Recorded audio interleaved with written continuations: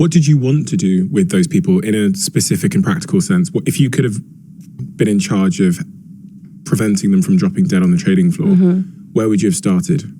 The understanding that stress, so everything that you're experiencing mentally and emotionally that's challenging, and things like a lot of travel, which is challenging of your body, that raises levels of the hormone cortisol, which comes from your adrenal glands.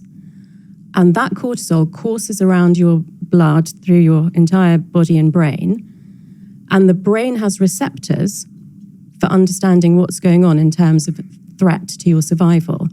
So in a 24-hour cycle, depending on your age and your gender, there's a normal range for cortisol. So it can go up and down like this. If something challenging happens, we need to adapt and rise to meet that challenge. But when that level is above the top range all the time, these receptors in your brain basically think that there's an imminent threat to your survival. So there's this whole cascade of hormones, and basically cortisol causes inflammation in the body. So inflammation of your vascular system, inflammation around your heart, and everything else, gut and other things. But particularly around that time, we were seeing a lot of heart attacks caused by stress. This was in the absence of high blood pressure, high cholesterol, smoking. It was all stress. Once upon a time, I Googled, because I had a thesis, I Googled, is stress contagious? And it came up and it said it was contagious. Or is it contagious? In what circumstances do we need to be aware of that contagion? And more importantly, how and why is it contagious? Okay, I will tell you the answer to that, but I'm going to ask you a question first. Have you ever walked into a room with someone and by the time you've left that meeting with them, you just feel so drained? Okay, so so you know the feeling. So I'll tell you how it works physiologically. I'm going to start with something else to build you up to this story. So did you know that women who live together or work closely together will synchronize their menstrual periods within 2 or 3 months? So whenever I want to explain something that's complex or I don't actually know the current neuroscience, I always take it back to what happened in ancient times. So when we were living in the cave, the men hunted and gathered and lived quite nomadically. So sometimes they would go away for months at a time. And in those days, the most fundamental important thing for the survival of the human species was that the alpha male must pass on his genes. So if he was going to be away for months and he couldn't, there weren't men there to defend the women from predators, maybe there was going to be a spell of the ice age and they would all freeze to death or they wouldn't have food. He needed to make sure that at least 5 women were impregnated with his sperm at the same time. So that if there was a food shortage or there was stillbirth or miscarriage or whatever, at least 1 out of 5 would survive. So to be able to do that, they had to be fertile at the same time. So that's why that mechanism exists. Now, we don't need that mechanism now, but it's still wired into the way that we operate. So those sex steroid hormones like estrogen and progesterone, they leak out of our sweat about this far around us. And that's why if you're living with another woman or if you're sitting across the desk every day, then particles of hormone from my sweat would go into through the skin of the other woman. If she's within what distance? I mean, it's not, you wouldn't have to be sitting next to each other. If you live together, that means you're interacting enough that it would happen. Okay.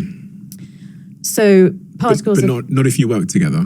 If you work together and you sit right next to each other every day, then it does happen too. So, in a small office that's got 6 girls in it, that the menstrual synchronization will happen. Interestingly, it's led by the alpha female. So, yeah. So you can work out, if you don't know already, who the alpha female is. Well, if basically, let's say my cycles don't change and everyone says, oh, I got my period early or I haven't had my period yet, but now it's started, then that would mean that probably I was the alpha female. How does the body know who the alpha female is? That will be to do with levels of testosterone.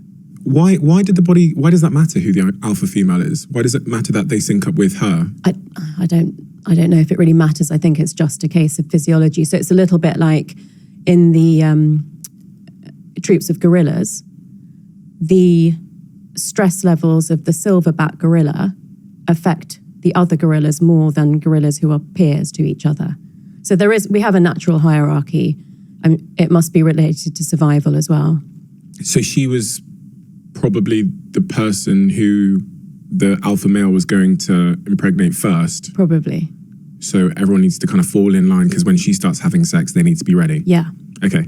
And also it'll probably be to do with things like, survival genes. So it'll be the people with the hardiest genes because that's what you'll want to pass on as well. Mm-hmm. Okay, makes sense. Most resilient. Okay, so where were we? Stress and contagion. We've done all the hormones and the menstrual cycle stuff. So basically cortisol is a hormone that works in that same way. So cortisol is the main stress hormone. And this one doesn't matter if you're male or female, but it does matter where you are in the hierarchy of the organization, as I just mentioned. So usually in that conversation that I mentioned to you where you go into a room and you just feel completely drained afterwards, usually the person that comes out feeling drained is less senior than the person that's had that effect on them.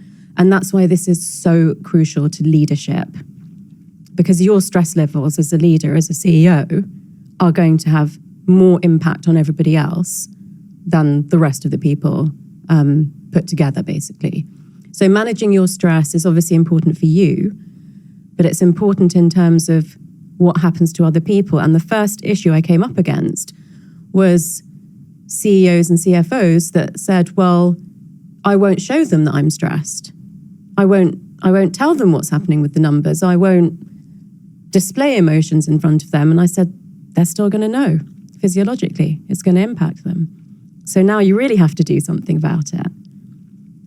And the other thing about cortisol, which is quite funny, well, one of the side effects is quite funny, is that as a survival mechanism, it will help you to store fat around your abdomen.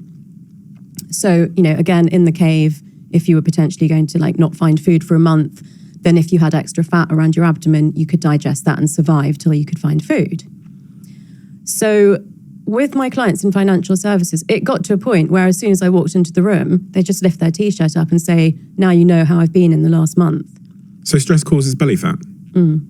Belly fat that's really hard to shift. So again, what I would see with people is that they would say, oh, I've put on a bit of weight around the middle, had to loosen the belt a bit.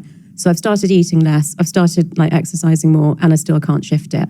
And again, that's when I would explain this is the impact of cortisol. As long as you're still leaking out extra cortisol, nothing's going to change. So, and like I said, even exercising more or eating better, less or differently, whatever it is, wouldn't shift that fat. You had to get to the root cause. You had to reduce the cortisol.